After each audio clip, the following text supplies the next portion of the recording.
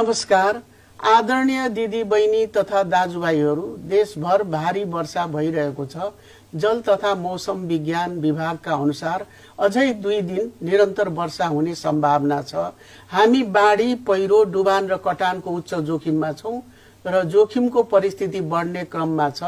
हाल नदी नालाहरूको बहाव उच्च सतर्कताको तहमा छ र निरन्तर वर्षाका कारण खतराको तहमा जान सक्ने सम्भावना अधिक छ। धेरै स्थानमा पहिरोको जोखिम पनि उत्तिकै छ। यो चुनौतीपूर्ण समयमा म सबै नागरिकहरूलाई आश्वस्त पार्न चाहन्छु कि सरकारी निकायहरू उद्धार र राहतका लागि प्रतिकूल प्राकृतिक परिस्थितिका बावजुद उच्च मनोबलका साथ पूर्ण तयारीको अवस्थामा छन्।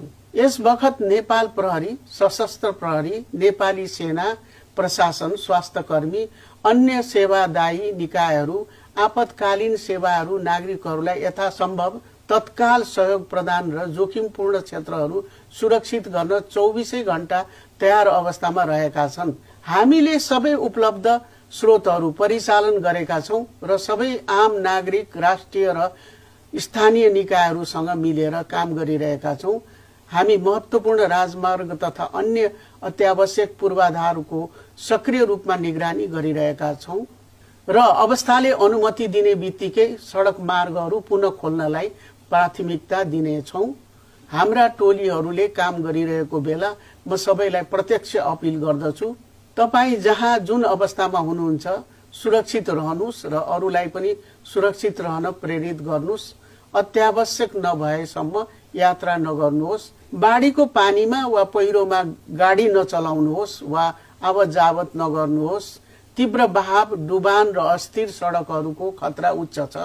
यदि तपाई डुबानमा पर्न सक्ने क्षेत्र वा पहिरो जोखिमयुक्त भूभागमा हुनुहुन्छ भने ज्यान र धनको सुरक्षा गर्न सावधानी अपनाउनुहोस्।